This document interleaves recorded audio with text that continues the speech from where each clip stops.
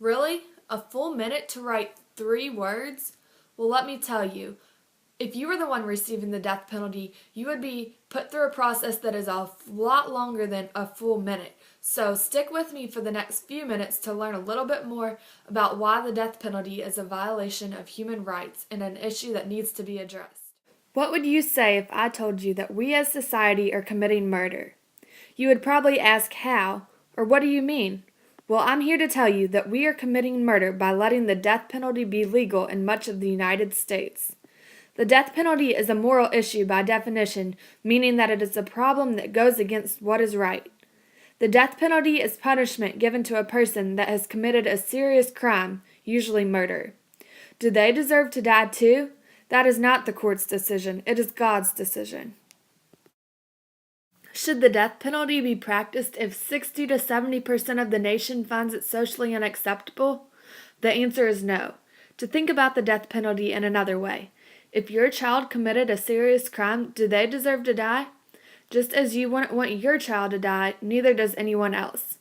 Everyone is a child of God, and He does not want His creation to be destroyed.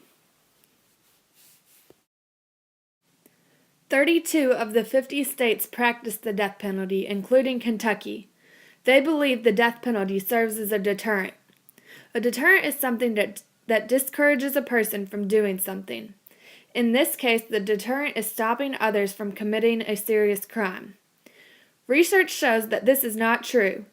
88% of criminologists believe that the death penalty is not a deterrent. The death penalty does not keep a person from committing a crime because oftentimes they are under the influence or in a situation where they are not thinking of the consequences. A major issue with the death penalty is that innocent people are being put to death. Although the court system is very intricate, it is not error-proof.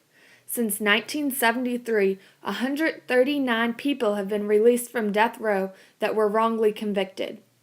This shows that there are many mistakes and states should not be allowed to put people in the situation where their life is on the line. Between 1968 and now, 3,108 people have been on death row.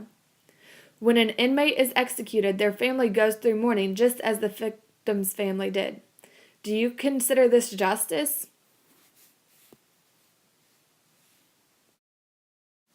The cost of the death penalty is much greater than the cost of prison for life.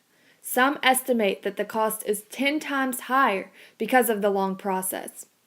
The process to execution is around 13 years, and during this time, the taxpayer is paying for all the appeals. So ultimately, the taxpayer is paying for the criminal to be put to death. The Bible is a book of God, full of knowledge and advice leading us in the right direction. I've found several Bible verses to share that I feel that relate to the death penalty and making right decisions. In John chapter 3, verse 16 and 17, it says, "For God so loved the world that He gave His only Son, that whoever believes in Him should not perish but should have eternal life.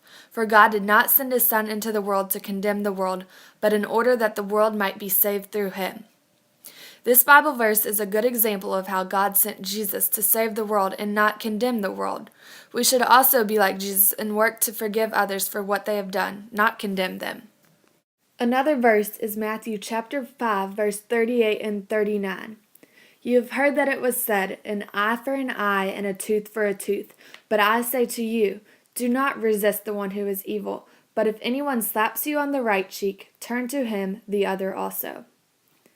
This Bible verse is a good example that we as society should not fight back and want revenge. Instead, we should turn the other cheek and live in Jesus' example. As part of the Catholic campaign to end the use of the death penalty, you can pray for victims of all crime and their families who have been wrongly convicted and those awaiting execution. You can learn more about the Catholic social teaching, criminal justice policies, and policies in your state. You can educate people in your parish and community about the Catholic social teachings and more about what you've learned about the death penalty.